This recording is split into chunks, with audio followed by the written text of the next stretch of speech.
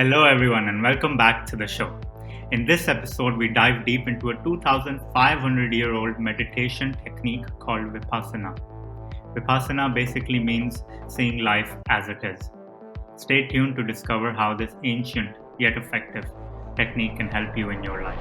Back to the show now. What is the cause of unhappiness? The cause of unhappiness is negativity and impurity in your mind, and that comes from judgment of self and judgment of others. Find that inner voice. When you hear it, you would know. And oh my God, I just want everybody to experience that once in their life. They thought that it's sort of a cult. They thought that, a lot of brainwashing goes over there. Your mind is the most powerful tool you have, and if you learn to use it correctly, nothing can stand in your way. And I kid you not, on day 3, what I felt, I've never felt before.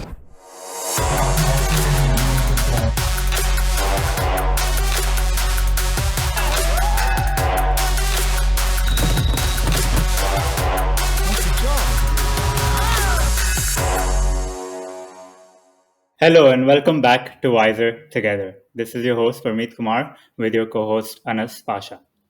How are you, bro? Hi, Parmeet.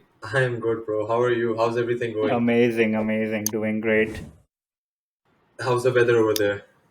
Man, it's getting extremely chilly. As you know, I live in Sydney, so that's southern hemisphere, so it's getting very cold. But You man, are so lucky, but you're in just because Dubai, it's so it's horrible. boiling. It's horrible over here. It is Yeah, absolutely ridiculous. but People are losing their energies. People are dehydrated.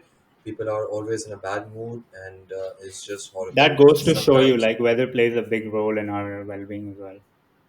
it does. I think extremities of all kinds, whether it be hot or cold, are just some things human cannot digest. And I believe Hard to moderation, digest. Yeah. as we always, yeah, as we always say, as always suggest, that moderation is the key. Well, but I think you have a news to share with us. Yeah, first of all, I just And want to I am, thank everyone yeah, for being a part of this, joining us. We're doing episode 19 now and couldn't be more excited.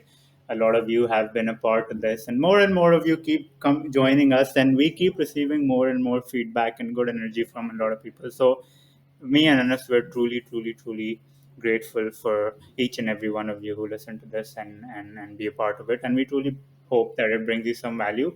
If you have some feedback to share, things you like, things you don't like, please do comment or let us know in any way you can. We love to engage with you, and that's the whole point of this. So yeah, support us in any way you can, and yeah, we'll keep doing this. So coming back to Anas's question, I'm going for Vipassana. Vipassana is a type of meditation. It's look, wait. okay. Okay, Okay. okay. So yeah, I mean, first of all, guys, he's going on Vipassana, right? And a little background. For the life of me, I couldn't pronounce it very correctly. I'm not going to take those names. This guy had to literally spell it out. Yeah, this guy literally had to spell it out for me. I think basically gave it 6 or 7 different pronunciations, but I finally got it Yeah. right. So, and I did a little bit of my research as well. I went to their Oh, that's website. amazing. I Okay. went to, yeah, I went to Reddit as well. I wanted to understand from my perspective, and then I wanted to ask Parmeet if I am right or wrong. So yeah, here I go. Yeah, So I'm curious. basically, Vipassana, if I were to really sum it up, it is basically a sort of a practice which means to see things as they really are. Um, I think it started about 2,500 years ago, and its origin is in India, the subcontinent, and it's one of the most ancient techniques of meditation. I let Parmeet go over the meditation, but what I know is that it's an entire 10 days worth of course, and that involves a lot of practices, that involves a lot of technique, that involves a lot of chanting, hymns, and other things that Parmeet will tell us. Um, I believe it has no cost. The costs are met by donors. Pramit will also tell us about that. And I think it is at this point in almost all continents.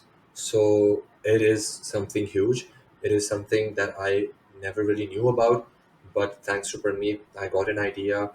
And surprisingly, we've had other friends as well who've also done this or similar sort of retreats, and I'm pretty excited to know as to what happens over there.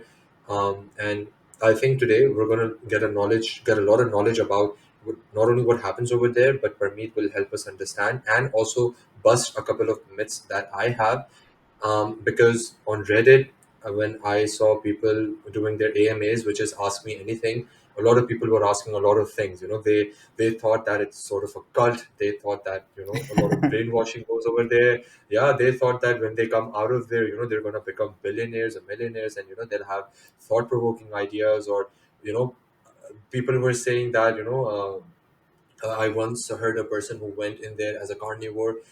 It's like a person who just like on a carnivore diet. There are people who do that, Yeah, by the yeah, way, yeah. and they came out as vegan. So it's a lot of myths, a lot of like a mist around it that I believe Parmeet will help us clear out. So um, before you get into it, what is Vipassana? And first of all, the things that I mentioned, are they correct or not? The things you mentioned are correct. So Vipassana, the word Vipassana means exactly what you said, seeing things as they truly are. And it's one of the oldest ways of meditation. It is what Buddha himself used to teach 2,500 years ago, and then it got brought down, down, down, and down, and moved on from us, from different teachers. And then I think, I don't exactly remember the timeline, but it was very recently, in the past 50, 60, 70 years, there was a Indian businessman called SN Goenka who met with this practice and wanted to sort of commercialize it and share it to the whole world. So now this is so well known and well taught, and the way of teaching is so standardized, and that has its benefits and advantages and disadvantages, which I'll come to. But what he did was he established centers all over the world.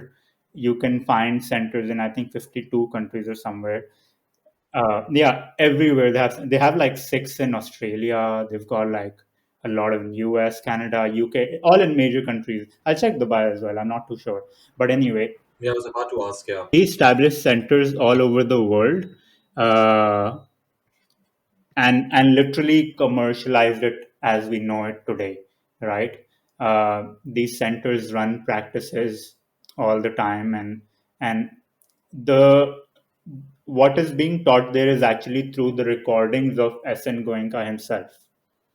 So they basically play recordings and stuff, and you do have sort of supervisors or instructors there that you can maybe ask questions. But then answer is always like, go back within yourself and ask yourself. But everybody gets a different answer. But so it's taught through recordings of his own. And like you mentioned, what's beautiful is that it's so I've got here, they have total 239 centers and 139 non-centers, which teach the same teaching but are not operated directly by their central administration. So they've got roughly 378 centers around the world, which is absolutely crazy. that is mind blowing. Yeah, Yeah. So, and like they have it in all countries, like um, they have one in UAE as well. I just found out. they have one over here. Okay, Yeah, that's they have amazing. one in UAE as well. Sign me up. Yeah, if anyone wants to go. So, what's amazing is that it's free of cost. The duration of the course is 10 days, free of cost. You don't have to pay a penny. You get free accommodation, free teachings to the meditation, free food 3 times a day, and yeah, it's amazing. And they totally just rely on their donations, and a lot of people, they find the benefit in it and they donate. A lot of the workers there are volunteers, people who've done Vipassana before, and they return to serve, right? But yeah, that's what it is, and I'm going for that. It's essentially a silent meditation. So the idea of Vipassana is to achieve enlightenment. Uh, it helps you achieve enlightenment through. So the idea is to achieve self transformation through self observation, seeing things as they truly are. Right. Uh, my I went for a Vipassana retreat, which was not this commercialized one, which is by SN Goenka. This was in Bali. It was a silent retreat. It was by a meditation teacher who had been through Vipassana, and she does a lot of yoga, yin yoga, and stuff like that. So she sort of custom made her own retreat, which included Vipassana as well, not to this extent or intensity. Uh, but I went to that and I got the experience of learning from a real human, which was in front of me. So I could ask her questions after the practice and this and that. And uh, that gave me a lot of perspective. And now I'm going through that commercial one that everybody does, which is free, which you learn from recordings. Right, but it's this is solely Vipassana. So I haven't done this. I've learned the technique before, in addition to other things that I was doing at that retreat, yoga, philosophy classes, and lectures, and this and that. But now this is solely like purely Vipassana, which is a 10-day course. It's I think 8 to 9 hours a day of meditation, different kinds. I can share the schedule here if anybody wants to know. We'll put up the website as well, so you can check it out. They have the schedule there and stuff as well. Very intense. I think you wake up like 4 or 5 in the morning and just meditate all day, and you sleep less as well. But yeah, So we'll get into the nitty gritty of that. But yeah. I believe that all of our viewers, including myself, would be having this question as to why you're doing this. Okay, good question. As like it all started from that first retreat when I went to Nepal, right? And which was I wanted to do that because, like, I just have this thing in my mind that I want to live as a monk, right? Which may sound a bit weird in the society and the world we live in, Not at all. but Not I at was all. looking I for think a lot of people will join answers. you. Yeah, so I was just curious to know. I was just looking for answers. I wanted to dive deep within here, like face. Bear in mind, this isn't easy in the sense, although you're just sitting and meditating, which is, seems like a very peaceful, and it is obviously, but the kind of mental endurance you require, it's very, very challenging in that sense. So I started with Nepal. I wanted to live as a monk, which I did, and it was absolutely one of the most amazing experiences in my life. I discovered a lot about myself. I set the path for myself to find those answers, which I was fortunately able to. Uh, and I decided that I want to do this more often, like again and again. And before I went for my second retreat, which was in January this year, I had decided I'll only do this once a year. But when I went there, and like I honestly, it's very challenging, and you go through a tough time. It's not all rainbows and butterflies, and I journal a lot on it as well. How challenging it is, how hard it is to sit with the mind for hours and hours and hours. But it gives me so much power. To put it simply, I was talking to one of my friends yesterday as well about this. To put it simply in a few words, it this practice, or not necessarily this practice, being in that solitude, meditating and spending time with yourself, it really helps me remove the clutter and reach my inner voice. Now, everybody talks about there is this two voices in you, right? And everybody talks about it, but if you haven't actually felt it, heard it, you wouldn't know about it, right? You can only learn so much from other people's experiences, right? But when you truly, truly, truly hear it, you know that this is it. And I heard that, I found that, which allowed me to do the things that I am able to do in terms of running a marathon or boxing, and just being testing my mental and Running this podcast, as well as a part of it, that's as well as a that's part of as it. moment. So it's just testing my physical and mental endurance to another level, which I never ever thought I would be able to. Trust me, like I was never this kind of person. Having a boxing fight or Hey, running a podcast I never I crossed my I mind. agree with you. I agree with you completely. So I found a lot of power from that. It gave me it it it empowered me to be what I am today, and I go back to that to gain more and more of that connection with my inner voice and gain more and more power so I can keep going and keep doing what I'm trying to do. I hope You that answers your mentioned question.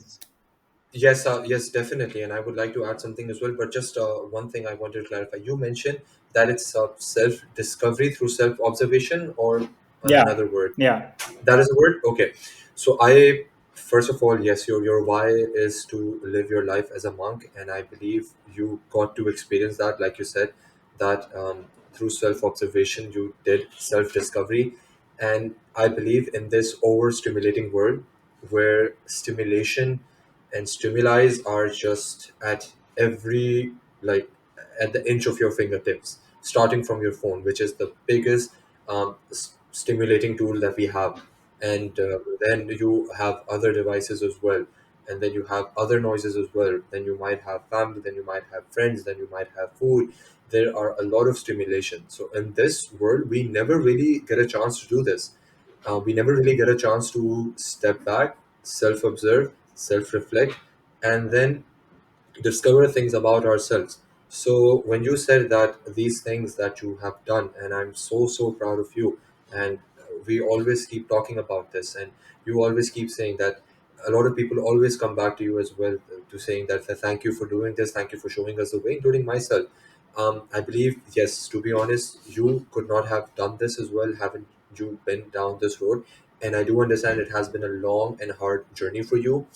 I am not that well educated in this, not that well knowledgeable in this, but what I do understand is that when I do my pseudo meditations daily, I cannot stand still and block those thoughts for 3.5 minutes.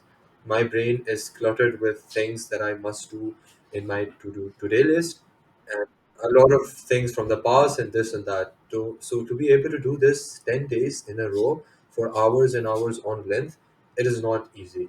I would like to say that it is a mental Olympics, yeah, and you have been training for that. So in this overstimulating world, I believe it is a sort of a thing. It is a sort of a retreat where you are deprived of these overstimulating tools, where you do not have, as I said, these tools that are in your possession, that are in front of you, yeah, and you're able to create absence of that, to be able to reflect, to be able to self-observe and create that time and energy and those thoughts. So I do understand your why, and I do understand that in this world day and age, I believe everyone should go for it. I'll check it out as well. um, I want to continue this conversation by asking that when you first went to Nepal, because that is your first, that will always be your baseline, and I'm sure these different yeah. experiences will keep on adding it. But what was your initial expectation going in? I just wanted to, because like I discovered very early on in my life that uh, your mind is the most powerful tool you have, and if you learn to use it correctly, nothing can stand in your way. And I'm realizing this. I realized in 2015, but I'm actually experiencing that, what I realized in that moment now. Like this is unfolding now in 2023. So it has been a long journey for sure, like 8 years now. So because of that, I knew it was going to be hard. I didn't anticipate it to be that hard before I went to Nepal. When I got there, then I truly understand. And to be quite frank, I missed a few sessions as well when I was in Nepal. Uh, right. And the first 2 days, because the techniques I was learning there were very, very, very unconventional. It's not your regular way of meditation. There is, I mean, we'll get into that at some point, Yes, but you it's will. not just sitting Love to down know. and breathing. Like the meditations I did there were absolutely intense and non-conventional, and they make you think of yourself as like, are you stupid? Like, what are you doing? What's going on here? Like, for example, there was this one meditation where you had to talk gibberish for an hour. You know what gibberish Wow, is? that I know what gibberish is. That sounds like a plot from a horror movie. Yeah. So you had to talk 1 hour. gibberish. Yeah. You had to talk gibberish for 1 hour, bro. And it starts off as, yeah, like I had the same reaction. And I was like, okay, if I'm here, might as well just do it, right? Uh, So, and then you meditate. So after you talk a lot of gibberish, then you sit for an hour or lie down for an hour, and then your mind is in such, it's like in a, it becomes very observational, because for that 1 hour, whatever your mind is saying to you, you don't listen to it, you reply with gibberish, right? So Okay, I that just puts you in a, sorry, just to take viewers along with me. So when you're doing this, I'm just curious: is there someone like a supervisor around you, like for example, like a teacher in an yeah, examination hall? yeah. So they listen to your gibberish, Everybody's doing it. I'm not the only one. and you're listening to other people's gibberish as well. Yeah, everybody's listening to everyone. There's just a ton of noise in the room. That's it. Okay, Yeah, okay, which like okay. initially is really, really hard. So for the first 2 days, it was really hard. But at the end of the 2 day, I used to journal at the end of every day, right? At the end of second day, I was like, I see some benefit, and there is like, and the one thing they kept telling me there was, you need to, if you come at it from a judgmental point of view, and if you keep enforcing your chain of thoughts into this, it will never work out. You need to surrender. You need to surrender. You need to surrender to the practice, which was a common narrative going around. So at the end of day two, I was like, okay, I'm gonna surrender. I just like like had a chat with myself. Okay, let's see what this is about. I'm gonna surrender, and I kid you not, Anas, on day three, what I felt I've never felt before. When I was meditating, I felt like I was in the air. I felt I felt this immense sense of power. Like, I'm using the wrong terminology here, and let me describe what I mean by power is that not having power over other people, but an elevated sense of your surrounding. What I'm okay to put it simply, and what you might understand is, I felt like no energy in the world could penetrate through. Like, I knew who I was, what I am, and nobody, no energy, no person, no material thing, or no possession that I have could change how I would feel.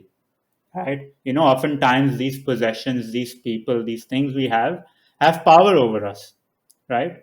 Simple as that. Like, if you drop your phone, you get upset, or like you somebody acts in a certain way that you don't want them to, that creates negativity, you get upset. Like, there's tons and tons and tons of examples, and if you start being observant, you'll realize how many times you get upset over these little things throughout the day. So in that moment, that day, I sort of felt enlightened for maybe like 5-10 minutes, and then it was like, so it's enlightenment comes in moments, right? So that was my experience when I went to Nepal, and that's why, like, I really discovered, oh my god, there's so much depth to be explored here. Like, it's an ocean. It's an ocean. I mean, I think you did a tremendous job at explaining something which is just so personal and just so abstract. I could draw up a mental picture as to how you were feeling, but were these feeling, these things, part of your expectation when you went in? No, I honestly didn't even know what I wanted out of this practice. I was just like, man, I was up until that point in life, I didn't have much sense of. I had, because I used to meditate on a regular basis. I had some sense of what awareness meant, but I was genuinely a product of the circumstances around me. Like, things happening around me, I'm just a result of that, right? And I was just privileged enough to be in a position where I grew up in an environment where I had lovely friends, had access to a lot of things. Like I said, I grew up very privileged, which I'm very, very, very grateful for. Kudos to my parents and my elder brother, Hashtag who kudos. basically funds me. But uh, I was a product of the circumstances, and I was just confused. I was confused. Like, there was happiness, but happiness was in moments, and that happiness was dependent on things going a certain way, right? Having certain possessions, people acting in a certain way. It wasn't coming from within. Does it make Well, sense? it definitely makes sense, and this is we've had this conversation a lot as well about being privileged, and this is what I think I always keep telling you as well. I know a lot of privileged people as well, and we've defined the term of privilege as well, and it's a broad term. However, I always say right after this as well that even with privilege, people don't know what to do. Even with privilege, people squander away their life. People never self observe. And this is what I love about you. Even after having those privileged things, basically what you were trying to say is a term called hedonic adaptation. Um, Material things always, there comes a point when they disappoint you. You might be excited before buying a new car or new phone. Your happiness chart may be at 12 out of 10, but then as soon as you buy the phone, that hedonic adaptation starts kicking in. One day, soon enough, your phone will not charge. One day you'll drop your phone, the screen will break, and then your attachment to that thing will drop. So I do understand what you're saying. You had that adaptation, and how people used to act around you, and the experience that you had, and everything that you had in your life.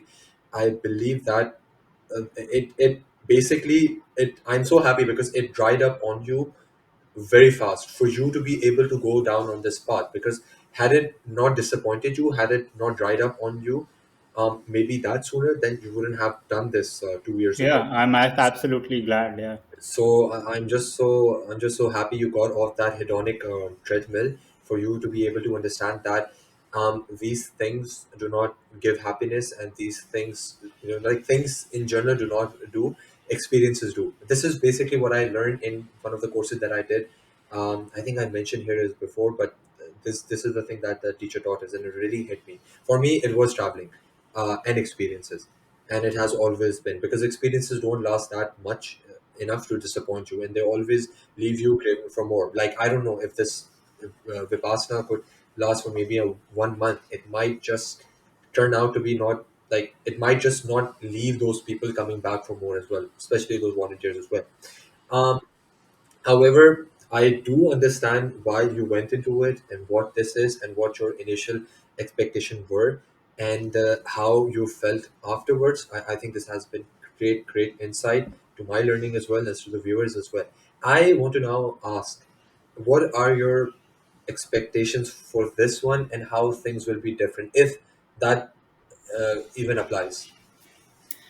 On a general basis, I tend not to have expectation. Everybody does, obviously, and if I were to put it, I I don't have any secondary expectations like this. If I do this, I will become this, or I will get this, right? I don't have that sort of expectations from it.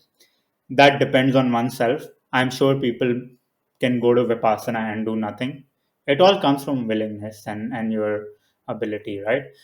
The only expectation I have is it's more like a factual thing. I know if I do this, I'll connect more with my soul.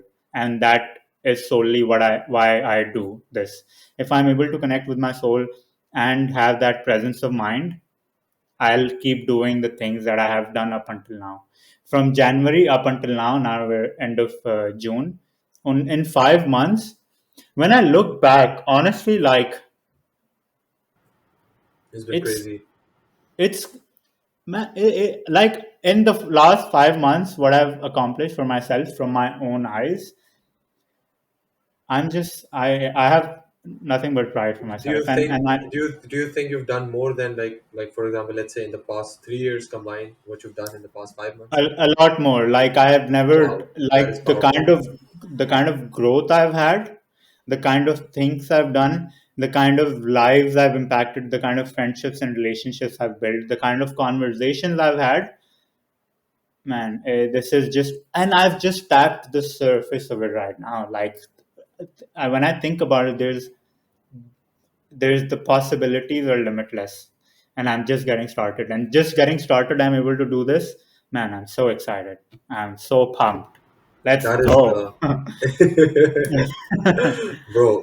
I mean, first of all, I've been a witness to that. As I said, and I keep saying, and as more people keep coming up, because you and I have a lot of mutual friends, and we know each other's family as well, and everyone keeps saying that, like, for me, like, recently when I was at a party, and I met your brother as well over there, and a lot of other friends as well, and they were just in awe as to how far you've come, and as to the things that you're doing. And I feel that is fair, because um, In life we never really know, 1 month or one day or even one moment can just be a defining moment, and you're just taking a different path altogether in your life. And as a person, I do believe in alternative realities, and I do believe in alternative versions.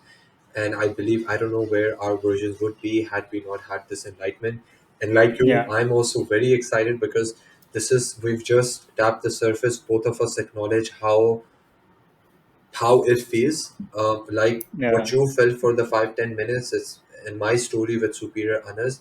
These things, come in flashes. These things come and go, and yeah, it's like it's like for me, what I believe in is my alternative version contacting me, telling me, bro, you gotta bring your game up. You gotta bring your food up. You gotta bring your sleep up. You gotta bring your exercise up. You gotta bring your friends up. You gotta bring your family up. Everyone up. I'm waiting for you. I'm waiting for you to become like me. And I'm not even kidding you. Sometimes when, like even today, right now, when I was going to the gym in the morning, like 4 a.m., I was looking at the sky and I could see a version of myself. So these things only come through self observation. Now my ways would be different. My ways are just, I don't know. They're just, haven't been able to do self observation like this. I don't even know I'm capable, which I'll ask you in a moment. But I think people have their own ways, and not a lot of people needs a lot of things to do this. It can be 100%. just taking a walk, just asking a friend, just even writing down. These things are just available to you. I want to give you one thing that I learned from Stoicism. I would say, Please, like, yeah, share it with you, and maybe yeah. if you get time to reflect on it. I believe it is a powerful thing, and Marcus Aurelius talks about it at great length as well. And I'm so excited Hmm. about reading other books as well on Stoicism, particularly Seneca's Discourse, because he is the one who I believe coined this term, and that is memento mori. So memento Oh, I've heard mori, of this. yes, Yeah, memento please mori go on. simply means that remember you must die. That's it. A lot of famous people. I believe, I think Shakespeare also uses a lot in his plays as well. Now I might be wrong. Don't quote me on this. I think he also like started keeping it with himself, like plastered it all around his house when his, I think, son or daughter died. And because deaths like these, especially for a parent, towards a child, it can be quite impactful. So memento mori basically means remember you must die. And in Meditations, in the first book, Marcus Aurelius says that whatever this is that I am, it is a little flesh and breath, and the ruling part. Throw away thy books, no longer distract thyself. It is not allowed, but as if though vast now dying, despite despise the flesh. It is blood and bones and a network, a contexture of nerves, veins, and arteries. Basically, over here, Marcus Aurelius is simply saying that do not distract yourself with anything. Actually, the quote goes a lot longer, but I just took a piece of it. Um, he's just saying, do not be distracted by anything. At that time, they had books and everything that was their form of distraction. But what he's saying is that what is our body? Our body is just a network of nerves and veins and blood and bones, just like stitched together in a package. That's what we are. Nothing more, nothing less. And at a time, this thing will fail on us. At a time, we will die. At a time, like so many people have before him. So I'm sure he's speaking out of a loss, because actually his life, as good of a person as he was, his life was also filled with tragedies. He lost a lot of children. He had to bury a lot of children. Um, One of them survived, who went on to become a very bad emperor. We'll get into that later. But I'm sure he understood this better than anyone else, to have to bury his own children. That this is what we are, nothing more, nothing less, and that we remember that we must die. Now, based on this, I had a couple of things that I wanted everyone to understand, and if everyone can practice, because this is what I have also started practicing as well, and I believe this has resulted in greater productivity, a much happier life, a much concrete and richer life, and obviously it paves a path towards greatness, great things, and a lot of impact. The first thing is that we must reflect on our current standing wherever we are, in whatever circumstances we're living in, both financial, physical, mental. We just must be grateful and understand and make the most out of what we have. As I told Be you, grateful. yeah, as I told you, Epictetus, a great stoic, right? The guy literally lost his leg because he was a slave, and his master twisted his leg because he screwed up. But despite that, he went on to become one of the greatest Stoics, teaching these sort of things, these sort of ideas. I mean, just imagine any other person would be vengeful, would preach what Machiavelli preaches, right? Just to take revenge and all that Yeah. stuff. But the Stoics don't do that. Stoics do not go into that path. And while listening to you, it's just everything.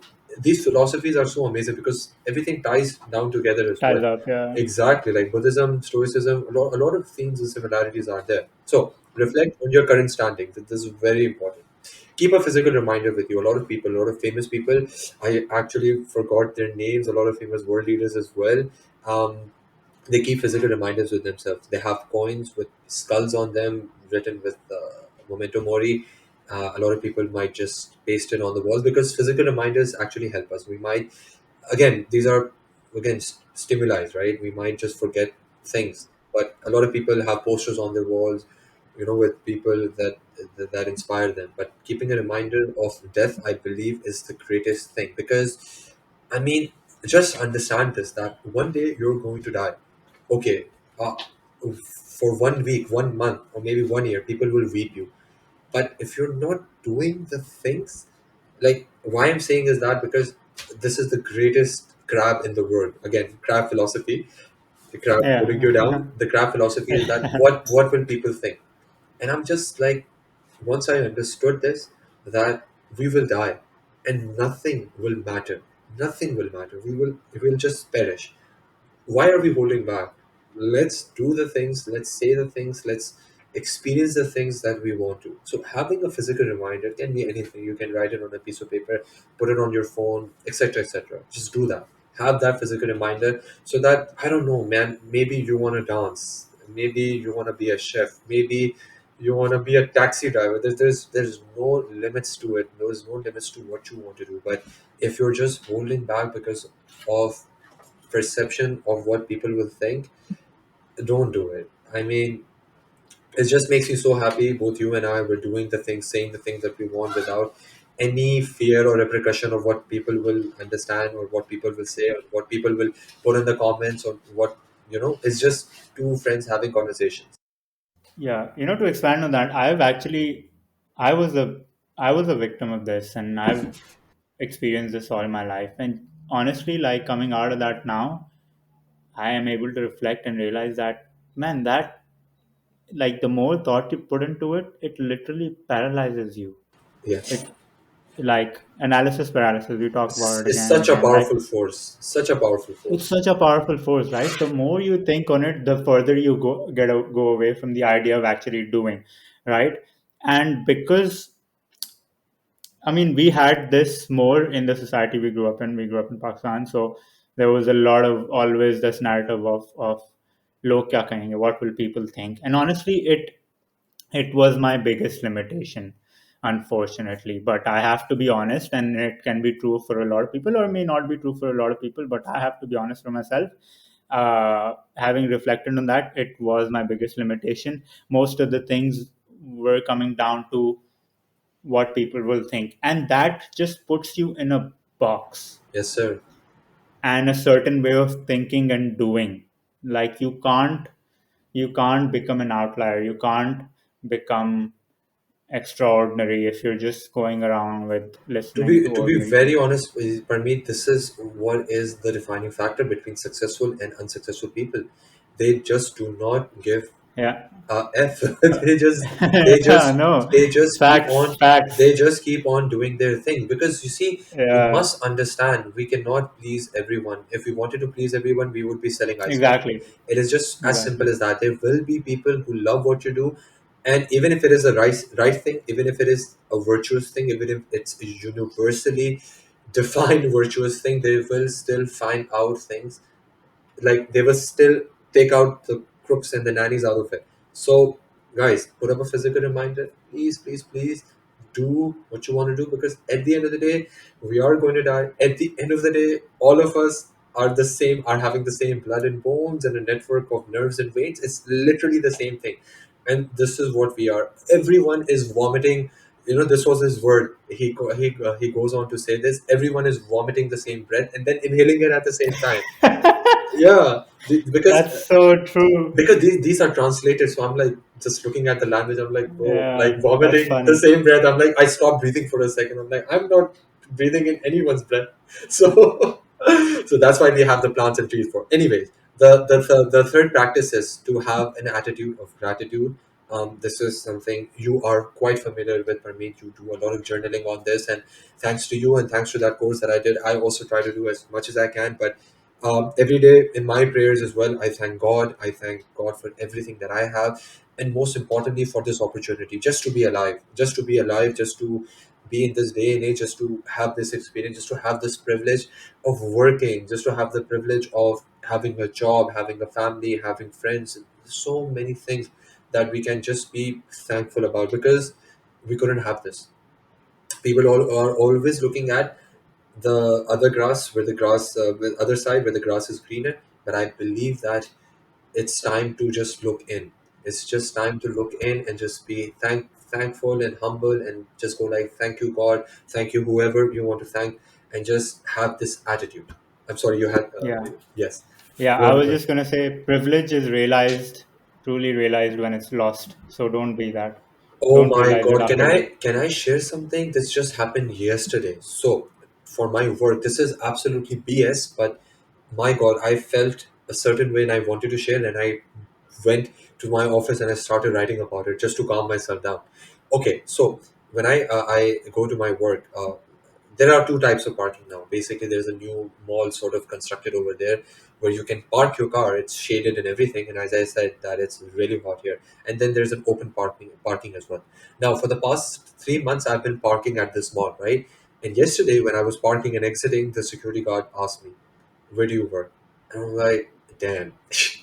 And they really just caught me at the moment, because I wanted to be at my office at a time. I have a standard to meet, Yeah. and I just couldn't talk my way out of it. And he said that you cannot and you must park at another place.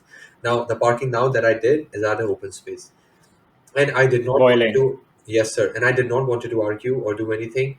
And I just accepted. I was like, this mall has not constructed parking for me. It has a Yeah. purpose to serve and is not my serve. But Yeah. as we are humans, I just could not digest it. I was like, it is a huge loss for me, because now when I go back to my car, it is boiling hot. But then, this is what stoicism just really helped me to understand, because I was like, Anas, you must understand, this was a privilege that you just lost, and you just should be happy that you even have a freaking car. Because I used to travel in public transport. It used to take me Yeah, one and a that's what half I'm hour. saying. I used to take the bus, used to stand in the sun, but now I have a car. So you are absolutely spot on when you said this, that privilege is only realized when it's lost. I lost a privilege yesterday. I felt a certain way. I did not even go and talk to my boss. I wanted to write everything down. I was like, Anas, why are you feeling like this? Okay, what you can do, what you cannot do. Do you want to deceive the security guard? Is this the right thing to do? No, no, blah, blah, blah, blah.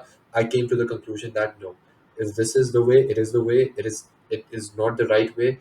I would be cheating someone, and I don't want to do it. I don't want any stress. I don't want to leave any crumbs. I don't want anything. I don't want any fuss or anything. I want to put all of my thoughts, energy on the right thing, things which are important. That is my job, and that is it.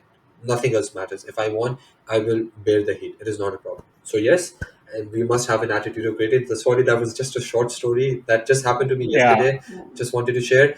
The No, and last, that yeah, fits perfectly in this.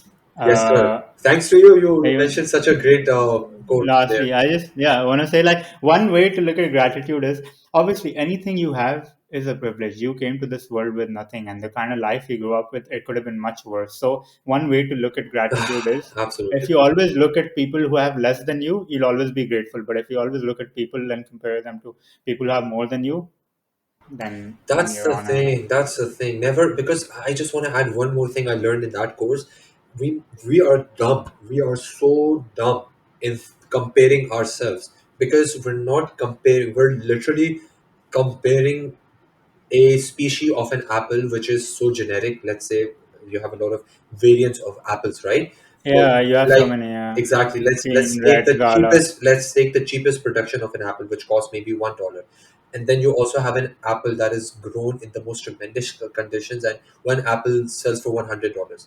We are so dumb because we're comparing different circumstances with different socioeconomic circumstances. People do not understand that your life will never be like that of another person who grew up in a different socioeconomic It's all different. yeah, first of And all, people also, you don't need to compare. Second of all, if you are comparing for any purposes, I don't know why, but even if you are comparing, at least compare at the baseline.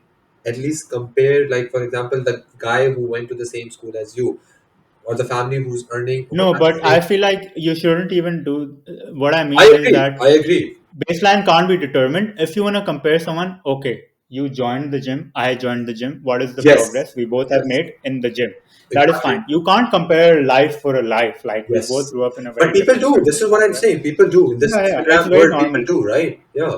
I'll tell you, it starts with that's one way people like to feel better about themselves, like finding. I used to do that as well. And this is Everyone something does. that comes Everyone. natural to humans, right? Yes. I'm not trying to put it out to anyone and claim that I'm perfect. Everyone So does. it's it comes natural, but then it's just about being aware that this is happening and stopping it. So this is one way Yes. that, we humans tend to make ourselves better about ourselves is through comparing and finding the,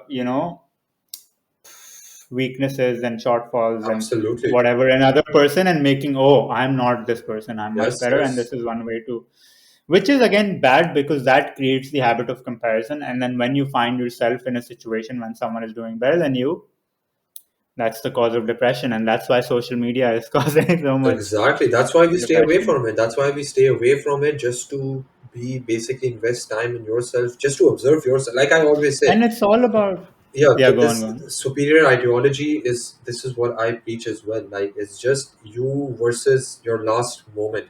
It can be the last day, it can be the last hour, anything.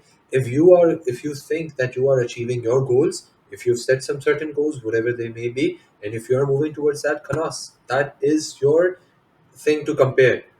Like I said, I mean, and I agree with you. You can never compare life to. There are so many socioeconomic circumstances that your mind cannot wrap around it. So your focus must always be It's a recipe for a disaster. It's recipe a for recipe. disaster, and you just must be And grateful. like Yeah, sorry, please. 100%. And there's one mindset. It's all about mindset and perception, right? And the quote you mentioned, there's a saying, the grass is always greener on the other side, which is such an excellent observation of how we humans are. We just tend to look at the next best thing, which we kind of outlined in the gratitude episode we did as well.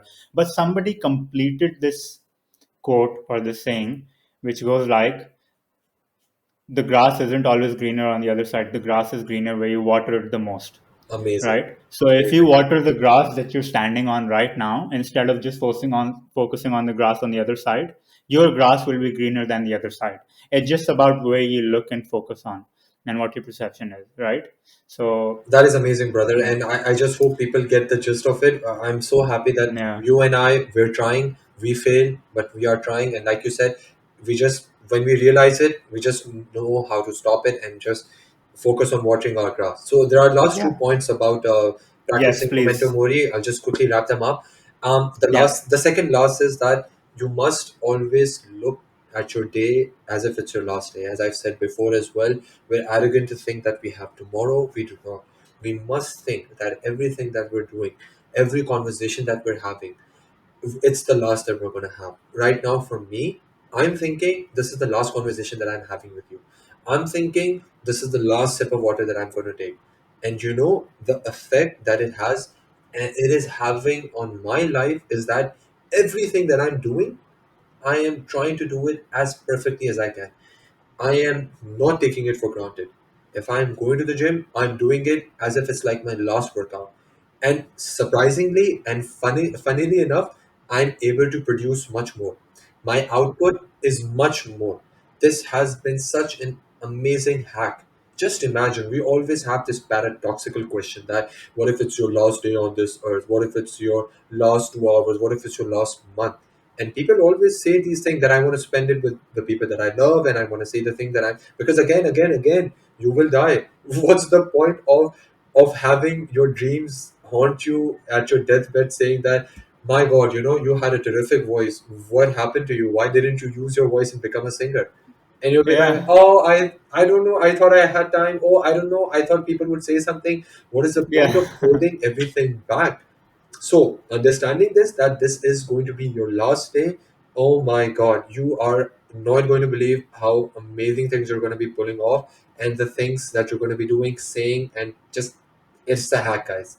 Last thing is moderating your ego is a big thing, and I believe again, I think I'll try to sort of say this in a way that you mentioned before, that we have these two voices in our head, and I believe ego is definitely one of those. It's vanity. It just basically takes you off the virtuous path. It takes you off to the path where the reality is fake. There is no reality. It's hidden behind curtain. It's all dark. It's all black, and basically it just strives you away from things that you must be doing, and it puts you off. It's procrastination. It's a lot of all those nasty stuff there is. So when we say this, I mean, ego doesn't stand a chance as well. When you say this, that remember you must die, your ego is going to die with you as well. And Hmm. I don't think there is a more powerful force than death. Everything submits to death, and everyone, and Yeah. just like everything vanishes in front of it. And even The inevitable truth. yeah, and even your ego will be like, damn, like he has a point. So when I'm putting all these four pillars that reflect on your current standing, have a Five. physical remember. No, like what I'm trying to say is that these four are stacked on top, and they're crushing this part. So as I said, that Ah, reflect, okay, okay, yeah, got it, got reflect it. on your current standing, have that physical Yeah. reminder, have an attitude of gratitude, and remember that this is Every your day is the last day. last day. These are crushing the last part, which is moderating your ego. Because you see, for me, you always say this, that it's a battle with the mind, right? Our mind is the most powerful thing, Hmm. and Every day. who is controlling the mind most of the time? It's our ego. It's our ego that basically says that, oh, you should take revenge on Subconscious. that, yeah, oh, you should feel sad Yeah. about this, oh, you should feel angry about this, oh, you shouldn't do Spot this because on. he said that, oh, you shouldn't work out because you have tomorrow. So but when you have these four things teaming up together, they're fighting with this, and they're helping you moderate your ego. So I just wanted to share this with you. It's something that I am also learning every day, reading, and just listening to, and it is, honestly shaping my mindset as well, my That's productivity as beautiful. well, and helping with our business as well. So just wanted to share this with you. When you go on your retreat, I hope these things maybe pop up in your head, and they also help you elevate even further. And yeah, I'm so happy and thankful to you for listening to these things, and I No, really I'm hope grateful that for they it. help you. And these are things like, thank you for sharing, first of all. It's so beautiful and profound. And it's not something that it's not something new. We've heard it time and time and time Yes, again. sir. Everybody has, I'm sure. It's just, keep reminding yourself of those things. And you won't just naturally find ways to remind yourself. You have to set up prompts and this and that, condition your life and your surrounding in a way that it works as a reminder. Like you said, putting up something on the wall or on your phone or doing those things, right?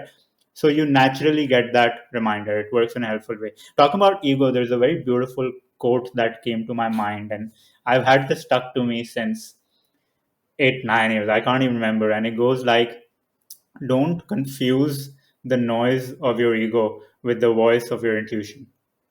And that comes back to talking about those two voices that you have in your head. And a lot of the times, for a lot of people, they're not able to differentiate between that voice. And that mixed voice kind of dictates their life. Uh, so, again, like Vipassana is, it just, see, it comes down to your, as Marcus Aurelius says as well, the quality of your life depends on the quality of your thoughts. Like, it's all about perception, and it's the thoughts you take on and uh, get attached to, right? Vipassana is similar in that sense, right? What is the cause of unhappiness? Uh, the cause of unhappiness is negativity and impurity in your mind. And that comes from judgment of self and judgment of others, right? There's a beautiful, like, saying this, S.N. Goenka, like in Switzerland, he had a speech and he said a lot of things about Is he Vipassana, alive? no, he passed away. Yeah, but he said, how do we start generating negativity? Again, by investigation, it becomes clear we become unhappy when we find someone behaving in a way that we don't like, or we find something happening which we don't like. Unwanted things happen, and we create tension within. Wanted things do not happen. Some obstacles come in the way, and again we create tension within. We start tying knots within, and throughout life, unwanted things keep on happening. Unwanted things may or may not happen. This process of reaction of tying knots makes the entire mental and physical structure so tense, so full of negativity that life becomes miserable. And Vipassana just helps you be more and more observant of those It thoughts helps you see things as they really are. as they truly are. It helps you see things as they truly are. And that is absolutely so fundamental to empowering yourself and doing anything you want to do in life. It won't come. Great things may happen in your life due to the circumstances you're in by accident. But if you consciously want to create life that you want for yourself, connect with your inner voice, connect with your soul, find that inner voice. When you hear it, you would know. And oh my god, I just want everybody to experience that once in their life. And you remember Israel Adesanya's speech when Yes. he oh, in that moment I felt him, like this man has felt that and heard that Bro, voice, and that's it's the, truly truly for beautiful. me, that's the thing. I'm telling you, a lot of people right now listening to this, I know they will not be able to relate. Some might even make fun of us. Some might even just go like, "Oh, And that's you fine. know," because yeah, because like a lot of people have their own struggles. A lot of people have their own things, and I can't understand someone else's struggle, or they can't understand my struggle as well. I believe more than physical pain, physical torture, mental pain is the hardest. It's something it can't be cured. There is no medicine for it. There's no medicine to, if I'm feeling like this, I can instantly start smiling. Self-awareness, presence of Yes. mind is the So ultimate when medicine. you said that what Israel Adesanya said, and this is basically right after his speech, and we can link that up as well. I sent it to Yeah. Parmeet right away. I sent it to right away. He won his match, and he said that he used a lot of F words, he used a lot of F bombs, but essentially what he says is that, guys, I I really hope, he said to everyone addressing, he said, I really hope that one day you can feel like what I'm feeling right now. And that is, we can't. I mean, who wins tons and tons of kickboxing matches, who goes on to camp and doing these things? We're not there yet, but we don't need to. Your feeling could be landing a In new your own job. domain. Yeah, landing your own new job, or losing maybe 5 kgs, or just finally starting waking up in the morning. And these things, trust me, you've had these feelings. I mean, we've lived long enough. Our viewers and audience have lived long enough to at least have felt that for the first time. It could be you asking your girlfriend out, like, it can be anything, like small blah blah blah itty bitty things, anything. And you could just be having that feeling. So thank you for bringing that up. That really just gives me that motivation as well. I had one more question that I wanted to ask, and this Yeah. was at the FAQs of the Vipassana site. And I'm interested to know your answer. And this question is that, how can I be sure I'm capable of doing this meditation? Okay, so Vipassana is notoriously known for a lot of people, like, and most people aren't able to do it. Like, they have a 40-50% rate. Like, people just go off. And the only one thing that they, you're the only there's no eligibility criteria. There's only one thing, and they call you and ask you, do you really want to do this? They don't discriminate. Anyone can come, of all ages, of all genders, of all ethnicities, but do you really want to do this? And that's because it's really hard. For myself, uh, it needs to come from within. It really needs to come from within. Don't do it because I'm telling you to do it. Don't do it because your friend did it and they found the value in it. See, everybody is different in life, and we were talking about having your own ways of practicing self-awareness, presence of mind, reaching that inner voice. Vipassana isn't the only way. This is my journey, and I'm sharing my journey and the tools and techniques I have, unless you're sharing your journey and tools and techniques you have, which have helped us. And that's all we know, so that is all we can share. But there's tons and tons of other ways, methods, techniques to reach the end goal. 2 plus 2, I always say, if you're trying to get to 4, You can, there's 2 plus 2 is 4, and 1 plus 3 is also 4, right? It just comes down to what path kind of you can relate to, and find that comfort and willingness in. But it all starts from willingness. And I say, not I say, there's a saying, when there's a will, there's a way. If you find the willingness to do it genuinely from within, you'll end up doing it. But if you genuinely go thinking from someone else or heard from me, I don't ever tell my friends, no, you need to go for Vipassana, you need to go for Vipassana, or any other thing. I do recommend them, no, do cold showers or do meditate, right?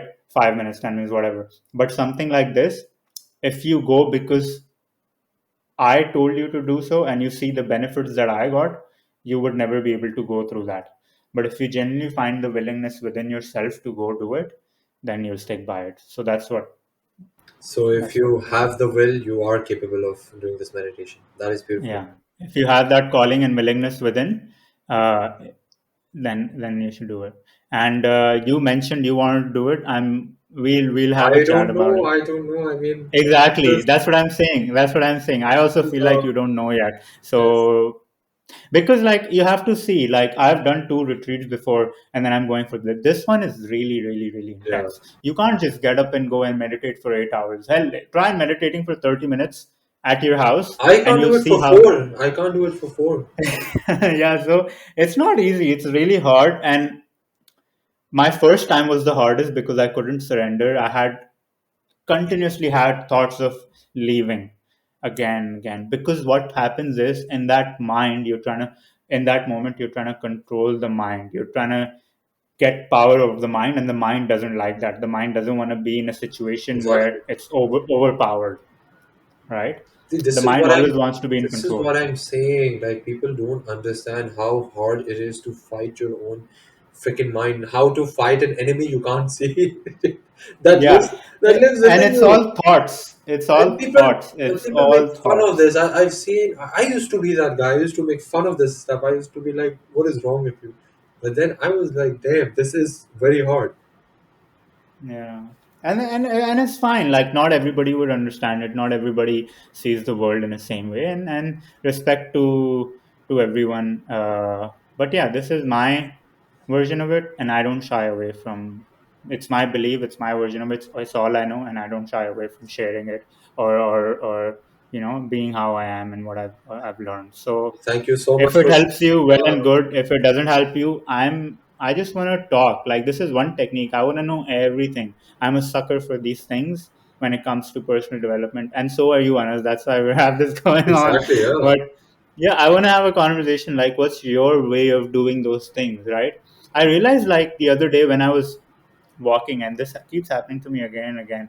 I have such profound thoughts, and it came brought me back to what you had said, that you get those, you get that, you go in that zen mode when you're going on these walks. So Yeah. it could be anything for anyone, but yeah, I think No, thank you for such a insightful episode. I mean, like this was very knowledgeable. I mean, for me, for a lot of I'm other so people as well. energetic, and it's Yeah, yeah, yeah. And actually, I would like before I think if you are concluding, I would just like to thank the dog behind you on the shelf.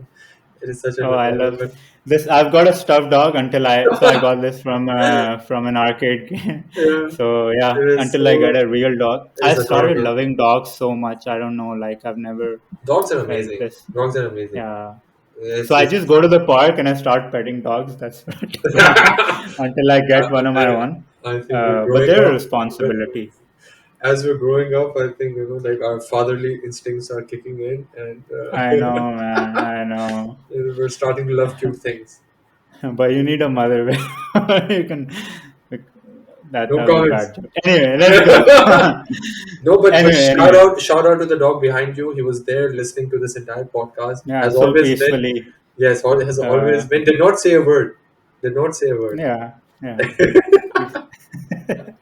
Anyway, let's. I hope this is of value to you guys. We've actually talked about Vipassana and attachment with a guest we had, a very, very, very lovely friend of mine, Ashna. We'll link that up and it'll show up somewhere. So you Yes, can, sir. if you're interested, have a look, go over the chat we had with her, which was very insightful and amazing as well. But yeah, again, thank you everyone for being a part of this. We truly, truly, truly appreciate it. I get so much energy from this. Brings me back to my purpose. So, man, I'm just excited to just keep going. But love and respect to all for giving us all the support. And yeah, we'll see you next Sunday. All right, guys. Ciao. Take care.